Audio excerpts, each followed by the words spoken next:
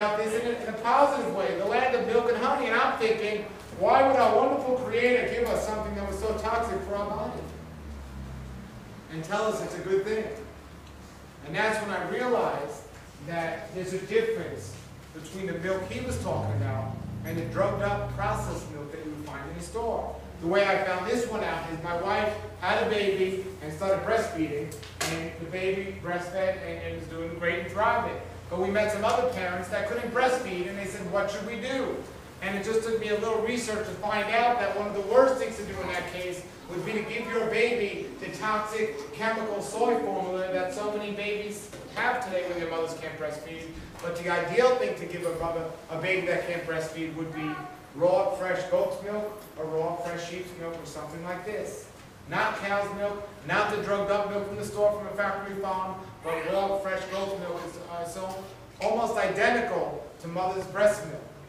And people would say, well, what about green juices? Green juices are not the same. You cannot give a newborn baby green juices and exclude mother's milk or any other milk and expect them to do well. So we have to see there's something in the milk that wasn't, we can't get from the fruits and vegetables, so to say.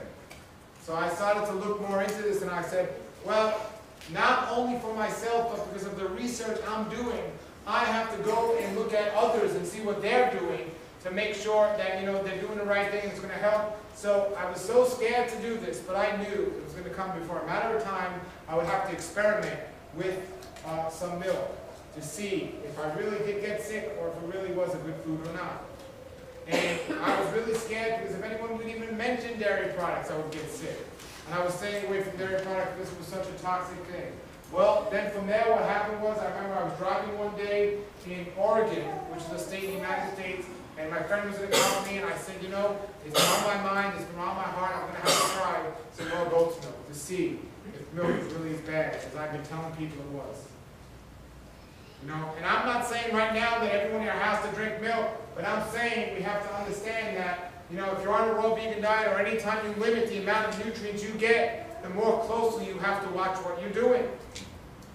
And if what you're doing is working for you, if you can make and are making a raw vegan diet work for you, that's wonderful, but don't go by how you feel. Go by what your blood work says, your sleep is showing, and your digestion is taking place. That's what you go by. So we were driving, and he said, Paul, are you sure that's really bad for you? That can get you sick? And I said, you're not being helpful. And so I drove, and we saw a farm with a whole bunch of goats on the farm. And I said, I'm going to try some goat milk today. And we went up to the door, and I knocked on the door, and I said to the lady, I see you have some goats. She said, yes. I said, do you have any fresh goat milk? Raw, unpasteurized. She said, yes, we do. You see, you can't just go in the store and buy that in the United States. It's against the law. I was surprised to find out that it's not against the law here in Australia. I was actually in Western Australia, and I was in the store and I was asking them for raw goat cheese, and a lady was really upset by the counter, and she said, it's so crazy that, this is for Western Australia, she says, we can sell, you can go to the typical supermarket and it's legal to buy raw goat milk, but they won't sell raw goat cheese. It's kind of backwards, it's crazy. And even in Australia here, it's very difficult to get. You can get it frozen in the store here, but it's in unprocessed, which was still pretty decent and not a bad thing. But you can't do that in the United States. You can't go in the store and buy raw goat milk. It's not raw here. Yeah, it is. Yeah, you can get it frozen in the refrigerator. So anytime you need me to come to Australia and tell you about it, just let me know. No problem. Okay. So I was going to try it. So here I was saying, can I try this raw goat milk? She said yes. So we go in there, and she opens up the door, and the light comes on, and the goat looks up and goes, nah, and the light came on, and I was like, okay, I'm going to try some goat milk. I thought she was going to go to the refrigerator and pull out some milk and pour it, and I was going to drink it. She said no. She pulled out a cup and put it under the goat and squirt, here you go. I'm like, what's that? And it was like this warm, bubbly cup of liquid, and she's like, here's your raw, fresh goat milk. And I said to my friend, you first. And he said, no, you're the one that wanted us to come here, so you try it first. So I was really scared now because I thought I would get sick immediately after not eating any animal products for 15 years. So I drank it. And I didn't get sick. I actually loved it. It was one of the greatest tasting things I've tasted in a long time. I said, can I have some more? She gave me more, and now I was really worried. I was waiting to see what happened that whole week if I would get sick. and I didn't get sick. The whole reason I was staying away from dairy products was because it made me sick. And if it wasn't, why stay away from it? Why exclude myself? Now, I'm not saying it made me feel great where I was doing cartwheels, but it didn't make me sick.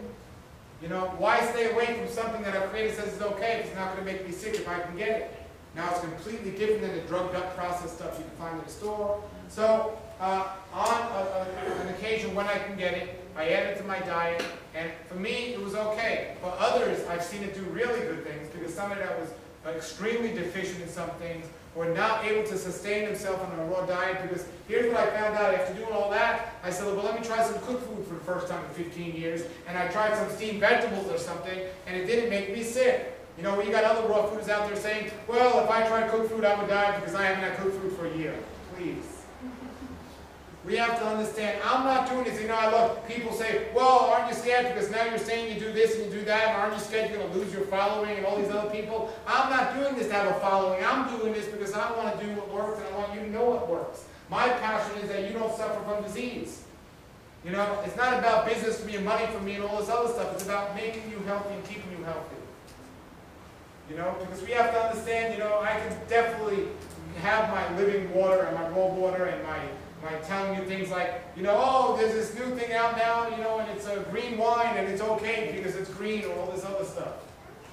You know, I might get a bigger sized group in here, you know, drinking wine, drinking their wine and everything, but I'm not going to do that, you know, and, you know, so I did that and I started telling people about that, and, you know, other than the raw vegans out there that act like I committed a mass murder or something, that, you know, for the most part, if you gave everyone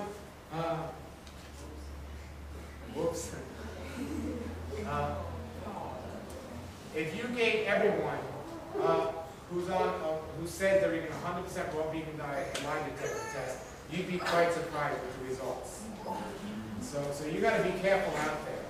You know, so you know, I think integrity comes along with what exactly is what we're doing and so on. So you have to be careful. You know, so we want to be careful with all this. So I started doing this.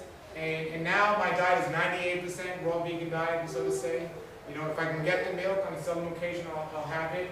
And cooked food, I realized that if I'm in a cold environment and I have a choice between a raw food candy bar and steamed vegetables are the wiser choice. Where before I didn't want the raw police to come after me, so I eat that candy bar. And that's never a better choice than the soup or the vegetable or something else. Again, if you want to be on a raw vegan diet, if you want to do this all the time, then you go ahead and you do it and fine, make sure it's working for you, but don't think you have to. At Hippocrates Health Institute, they tell everyone, if you're stricken with a disease, for the majority of diseases, you need to be on a 100% raw vegan diet while you're healing, while you're cleansing, and so on. But then after that, if you're healthy, you know, you can go on an 80% or so raw vegan diet, and then the rest of the foods, whatever it be, needs to be fresh as possible. I say we shouldn't call it the raw food diet, we should call it the fresh food diet. Because the raw food diet today, the way it's promoted, is not even healthy.